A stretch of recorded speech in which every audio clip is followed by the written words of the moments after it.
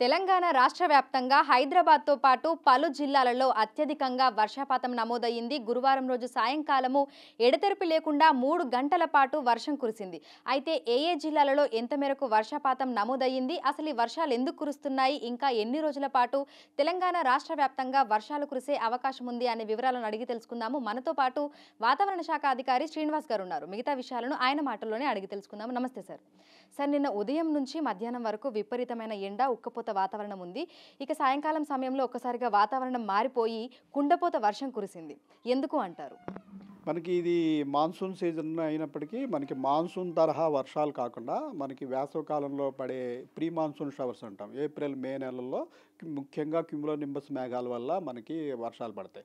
అప్పుడు ఏంటంటే పగలంతా భూభాగం వేడెక్కి ఉండి 5-6 రోజులు అలా వేడెక్కి ఉండి కింద నుంచి వేడిగాళ్ళు కంటిన్యూస్గా పైకి పోతున్నప్పుడు పైన ఏదైనా అనుకూల పరిణామం సంభవించి మాయిశ్చర్ అవైలబిలిటీ ఉంటే క్యూములోనింబస్ మేఘాలు ఏర్పడతాయి. అయితే మనకి మాన్సూన్లో వచ్చే వానల్లో ఏంటంటే మనకి ఏదైనా సినాప్టిక్ ఫీచర్ మన దగ్గరలోని సముద్ర ప్రాంతంలో ఉపరితల ఆవర్తనం కానీ అల్పపీడనం కానీ ఏర్పడటం వల్ల ఒక 5-6 రోజులు ఇంచుమించుగా రాష్ట్రం మొత్తం కూడా మేఘావృతమై ఉండి అడపాదడపా కొద్దిపాటి light rain, moderate rain, heavy rain అట్లా కురవడము, ఒక రెయిన్ అయిపోయిన తర్వాత కూడా వెంటనే మళ్ళీ ఎండ వచ్చేయడం అన్నది అలాంటి సినాప్టిక్ ఫీచర్ ఉన్నప్పుడు జరగదు. ప్రస్తుతం మనకి సినాప్టిక్ ఫీచర్స్ ఏమి దగ్గర లేక మళ్ళీ ఒక వారం రోజులు బట్టి మన టెంపరేచర్లు బాగా పెరిగి ఉన్నాయి. పెరిగి ఉండినప్పుడు నిన్న మనకి ఇటు కర్ణాటక ప్రాంతం నుంచి రాయలసీమ మీదుగా మనకి నార్త్ తమిళనాడు వరకు ఒక ద్రోణి కూడా ఒకటి నడిచింది. దీని ప్రభావం వల్ల అప్పర్ ఎయిర్లో కొంత మాయిశ్చర్ లభ్యత అనేది లభ్యమైంది. ఈ వేడిగాళ్ళు బాగా పైకి వెళ్తున్న సమయంలో మాయిశ్చర్ లభ్యత ఉంటే అక్కడికక్కడ క్యూములోనింబస్ మేఘాలు ఏర్పడే అవకాశం ఉంటుంది. ఆ రకంగానే నిన్న మనకి దక్షిణ తెలంగాణ అలాగే సెంట్రల్ తెలంగాణ మన సిటీలోని 3 జిల్లాల్లోనూ కూడా విస్తారంగా వర్షాలు, heavy rain, very heavy rain కూడా మనకి చాలా చోట్ల రికార్డ్ అయింది. సో ఏ జిల్లాలలో మనకు అత్యధికంగా వర్షపాతం నమోదయ్యింది? హైదరాబాద్ వ్యాప్తంగా చూసుకుంటే నిన్న ఎక్కడ మనకి అత్యధికంగా వర్షపాతం నమోదయ్యింది అంటారు? మనకి నిన్న యాదాద్రి భువనగిరిలో 14-15 సెంటీమీటర్ల రెయిన్ రికార్డ్ అయిందండి. అలాగే మన సిటీలో కూడా ఒక చోట 14 సెంటీమీటర్ల రెయిన్ రికార్డ్ అయింది. ఇంకా మనకి సిద్దిపేట, ఇటు నాగర్ కర్నూలు, ఉమ్మడి మహబూబ్ నగర్ జిల్లా, ఈ జిల్లాలన్నింటిలో కూడా భారీ వర్షం రికార్డ్ అయింది. సిటీలోని చాలా ప్రాంతాల్లో మనకి 8-10 సెంటీమీటర్ల వరకు చాలా ప్రాంతాల్లో రికార్డ్ అయింది. 1-2 చోట్ల అత్యంత భారీ వర్షం మనకి 12 సెంటీమీటర్ల పైబడి కూడా రికార్డ్ అవ్వడం జరిగింది. సో ఈ రోజు, రేపు, ఎల్లుండి శుక్ర, శని, ఆదివారాలలో తెలంగాణ రాష్ట్ర వ్యాప్తంగా వర్షాల పరిస్థితి ఏ విధంగా ఉండబోతుంది అంటారు? ఈరోజు, రేపు, ఎల్లుండి రాగల 7 రోజుల వరకు కూడా రాష్ట్ర వ్యాప్తంగా వర్షాలు ఉండే అవకాశం ఉంది. అయితే భారీ వర్షాలకి ఈరోజు మళ్ళీ మనకి దక్షిణ తెలంగాణ ప్రాంతంలోనే ఎక్కువ అవకాశం కనిపిస్తుంది. ముఖ్యంగా ఉమ్మడి మహబూబ్ నగర్ జిల్లా, నల్గొండ, సూర్యాపేట, అలాగే మన ఉమ్మడి వరంగల్ జిల్లా, మహబూబాబాద్, యాదాద్రి భువనగిరి, మన సిటీలోని కొంత ప్రాంతంలో రంగారెడ్డి జిల్లాలో కూడా ఇంచుమించుగా భారీ వర్షానికి ఛాన్స్ ఉంది.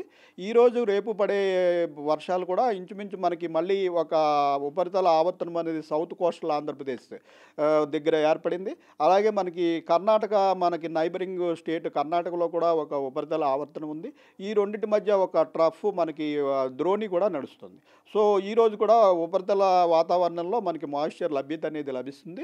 అలాగే మనకి టెంపరేచర్లు కూడా ఇంకా ఎక్కువే ఉన్నాయి కాబట్టి ముఖ్యంగా సాయంత్రం సమయంలో అలాగే రాత్రి సమయంలో మనకి ఈరోజు కూడా క్యూములోనింబస్ మేఘాల వల్ల మంచి వర్షం పడే అవకాశం అయితే ఉందండి. ముఖ్యంగా దక్షిణ తెలంగాణ, సెంట్రల్ తెలంగాణలో. సరే, అయితే మాన్సూన్ సీజన్ నడుస్తున్నప్పటికీ కూడా ఎండాకాలంలో ఏ విధంగా అయితే ఉష్ణోగ్రతలు ఉంటాయో ప్రస్తుతం కూడా అదే విధంగా ఉష్ణోగ్రతలు అనేవి ఉన్నాయో, ఉక్కపోత వాతావరణం కూడా ఉంటుంది. ఎందుకు అంటారు?